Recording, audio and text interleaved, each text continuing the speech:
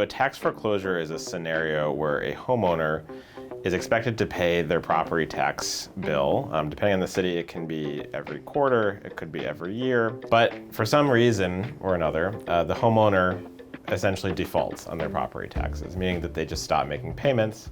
And if they are severely delinquent, so they just are not paying for many months at a time, then that municipality, to get their money that they need from the tax revenue, they might then move to sell a claim or foreclose on the property at an auction. We know a lot about mortgage foreclosures after the Great Financial Crisis, but a lot less about tax foreclosures. And so really what I wanted to do was just try and find any data that I could on this market. And I ended up finding really detailed data for Washington, D.C., where this tax foreclosure problem is becoming quite pronounced. Who are the people that become delinquent? They tend to be elderly individuals, people who are non-white homeowners. They tend to be in slightly lower income but up and coming or gentrifying neighborhoods. What you see in the gentrifying areas is that as you go further and further out in time since the tax foreclosure has occurred, prices go up quite a lot.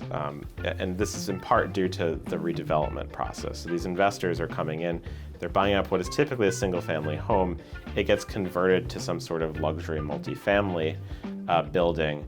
And so that's going to impact the amount of rents that can be charged in the future and the desirability of living in this neighborhood. If you look at the non-gentrifying areas, that figure shows that the pattern is the exact opposite. So in other words, as you get further and further out in time since that tax foreclosure occurred, prices just plummet. So you have these areas that are already experiencing some distress at a high scale, where prices were declining, and that decline is being exacerbated by these tax foreclosures. In these up and coming areas, when there is a tax sale event that occurs, the home buyers are less likely to be Black or Hispanic, meaning that you see this composition shift towards people who are trying to get into these up and coming neighborhoods that tend to be predominantly white.